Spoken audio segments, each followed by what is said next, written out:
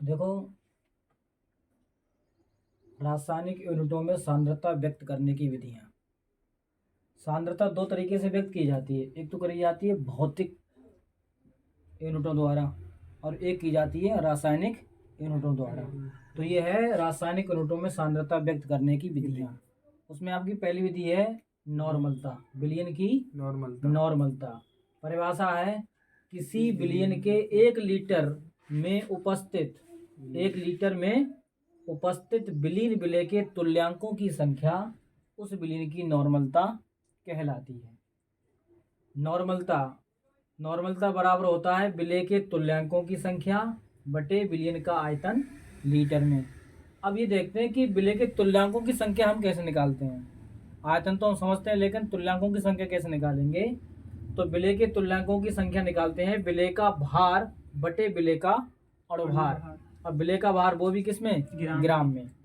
ठीक है, तो विलेय के तुल्यांकों की संख्या हम निकालेंगे विलेय का भार बटे विलेय का अणुभार, और इस वाले फार्मूले में रख देंगे हम विलयन की नॉर्मलता बराबर, जहाँ लिखा है ना विलेय के तुल्यांकों की संख्या, उस विलेय के तुल्यांकों की संख्या की जगह पे हम लिख देंगे विलेय का भार बटे विलेय का अणुभार। और वही मैंने लिख दिया विलेय का भार बटे विलेय का अणुभार बटे विलयन का आयतन लीटर में। तो इसकी सहायता से हम आसानी से किसी विलयन की नॉर्मलता ज्ञात कर सकते हैं। नॉर्मलता ज्ञात करने के लिए हमें कितने तथ्यों की आवश्यकता है। देखिए, हमें विलेय का भार पता होना चाहिए और विलेय का अणुभार, यानी विलयन में जो आप चीज घोल रहे हैं उसको ही तो विलेय कहते हैं हम। तो उसका हमें भार पता होना चाहिए और उसका हमें अणुभार पता होना चाहिए, और क्या पता होना चाहिए, उसका आयतन। विलयन का जो आयतन है वो हमें ज्ञात होना चाहिए, तो हम आसानी से किसी विलयन की नॉर्मलता को ज्ञात कर सकते हैं। ठीक, इसके बाद आती है दूसरी जो विधि आती है वो आती है मोलरता। दोनों को देखो एक साथ याद करना, दोनों में अंतर क्या है।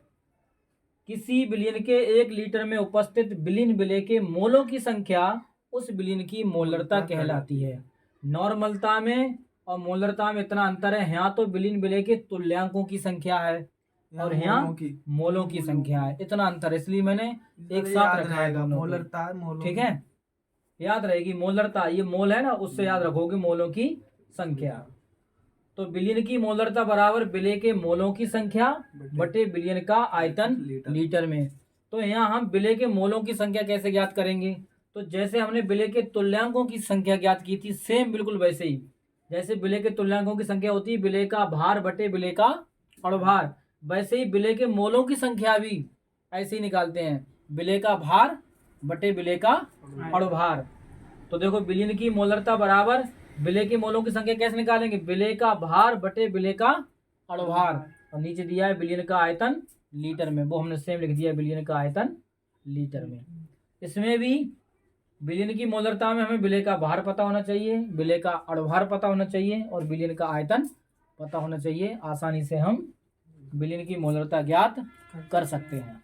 तो हमने सेम दोनों को एक साथ रखा है, इसलिए आपका जो कन्फ्यूजन है वो दूर रहे, आप कन्फ्यूज ना हो।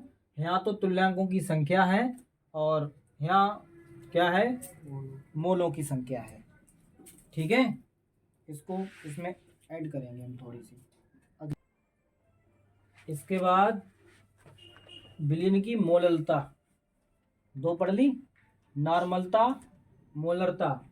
अब विलयन की मोललता, किसी विलयन के 1 किलोग्राम में उपस्थित विलीन विलेय के मोलों की संख्या उस विलयन की मोललता कहलाती है।